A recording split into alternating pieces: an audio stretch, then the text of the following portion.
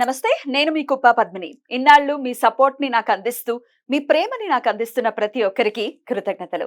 ఇప్పుడు చూడబోతున్న ఈ వీడియో కూడా ఖచ్చితంగా మీకు ఉపయోగపడుతుంది. లైక్, షేర్ అండ్ సబ్స్క్రైబ్ చేసి మీ ఇష్టాన్ని అలాగే మీ సపోర్ట్‌ని నాకందించండి. అలాగే ఈ వీడియో పట్ల మీ అభిప్రాయాన్ని కామెంట్ సెక్షన్‌లో కామెంట్ చేసి నాకు తెలియజేయండి. నమస్తే. నమస్తే. Welcome to our channel. నేను పద్మిని. ప్రస్తుతంతో పాటు ప్రముఖ ఆధ్యాత్మికవేత్త, జ్యోతిష పండితులు, అమ్మవారి సేవకులు, దత్త గణపతి ఉపాసకులు మురళీధర శర్మ గారు మనతో పాటు ఉన్నారు. మాట్లాడతాం. నమస్కారం అండి. మహాదేవ శ్రీమాత్రే నమః.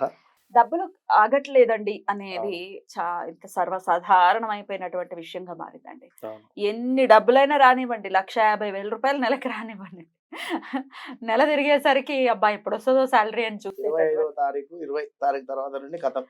టార్చర్ అది. అది ఎవరికి రాకూడదు అట్లాంటి పరిస్థితులు. మరి దిక్కుమాలిన ఈఎంఐ సిస్టమ్ ఎప్పుడొచ్చిందో అయిపోయింది, సర్వనాశనం అయింది. అంటే ఫోన్లకు కూడా ఈఎంఐ 1,50,000 పెట్టి ఫోన్ తీసుకున్న 0 ఈఎంఐ.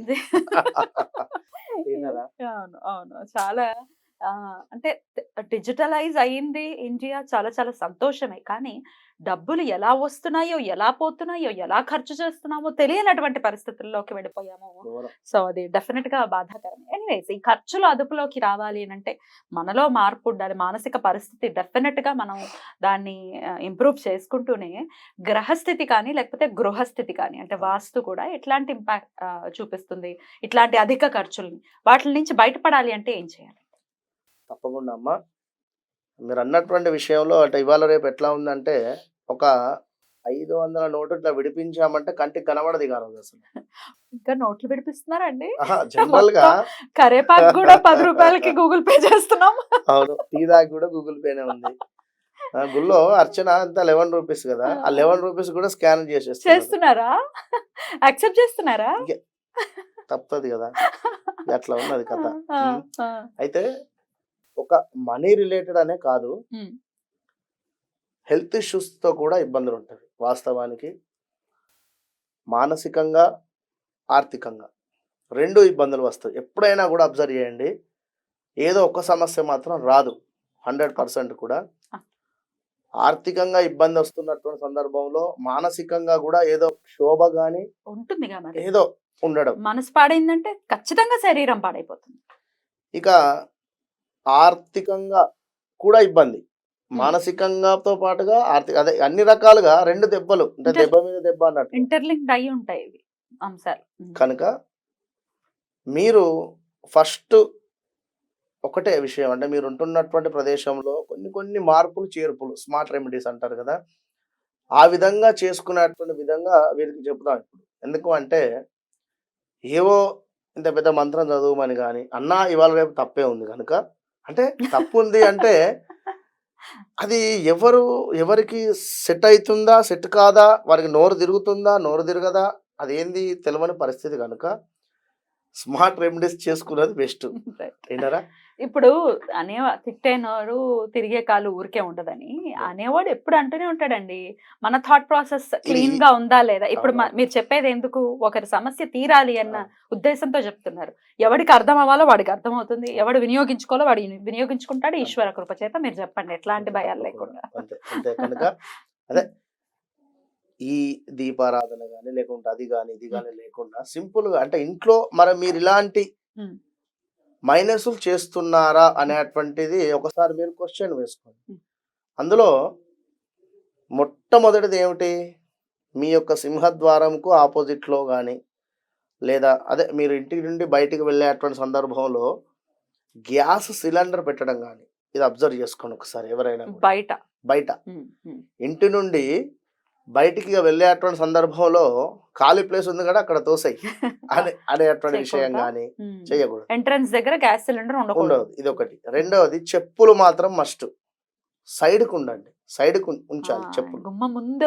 గుమ్మం ముందు కానీ మనం వెళ్ళేటువంటి సందర్భంలో మనకు అవి తారసపడినా, వాటిని తొక్కుకుంటూ వెళ్ళినా, మనకు ఏది ఉన్నా కూడా తప్పకుండా ఇంటిలో నెగిటివిటీ జనరేట్ అవుతుంది. దాని తర్వాత హెల్త్ ఇష్యూసా లేకుంటే ఆర్థికంగా, అది 1 2 అని కాదు. ఏదో ఇంటి బయట చెప్పులు విప్పితే తొక్కి వెళితేనే నెగిటివ్ వస్తుందా అంటే అది మీ ఇష్టం. అది అయినా చూడటానికి ఎంత అసహ్యంగా అదే గుమ్మానికి ఎదురుకుండా చెప్పులు ఉంటాయి, అది ఉండకూడదు. వాస్తు రీత్యా మీకు ఇబ్బందులను తెచ్చి పెడుతుంది 100%. 2 అయిపోయినాయి. మూడవది, సింకుకు మీ వంటింట్లో ఉండేటువంటి సింకు అండ్ స్టవ్ పక్కనే ఉండకూడదు. మనకు ఈ వంటింట్లో ఉండేటువంటి సింకును ఈ యొక్క స్టవ్కు ఉమ్, మినిమం ఒక 2 జానాలు ఉండేటువంటి విధంగా గ్యాప్ ఉండాలి. gap. లేదు మాకు దగ్గరలోనే ఉంది అనుకుంటే మాత్రము ఇబ్బంది ఎదురవుతుంది.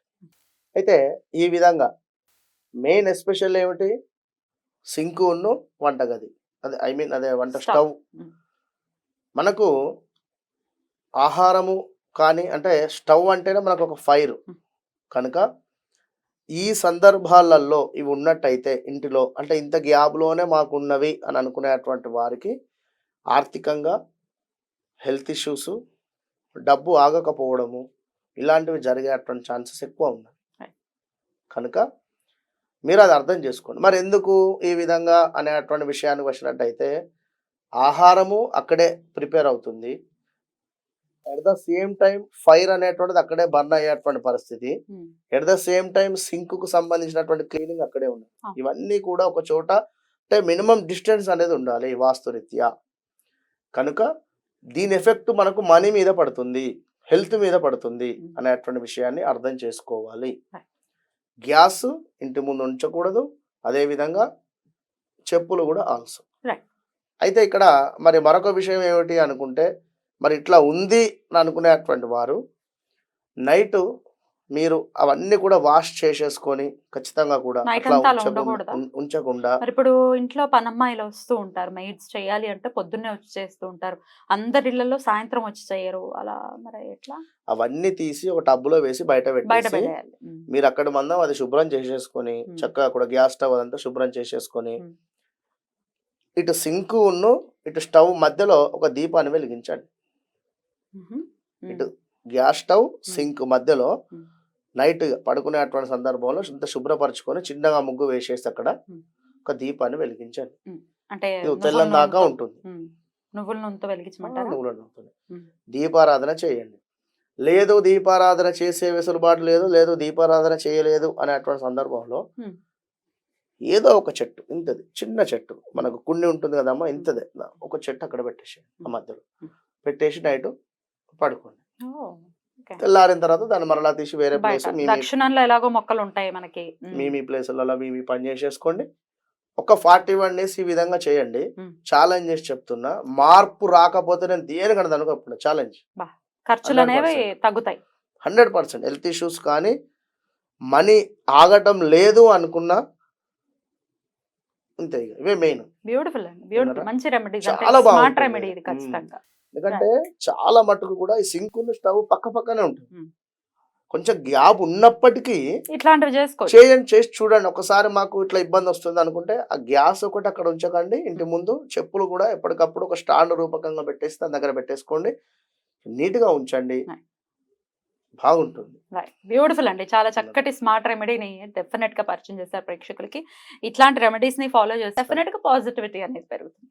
రైట్ మురళి గారు, thank you so very much. నమస్తే. మహాదేవ.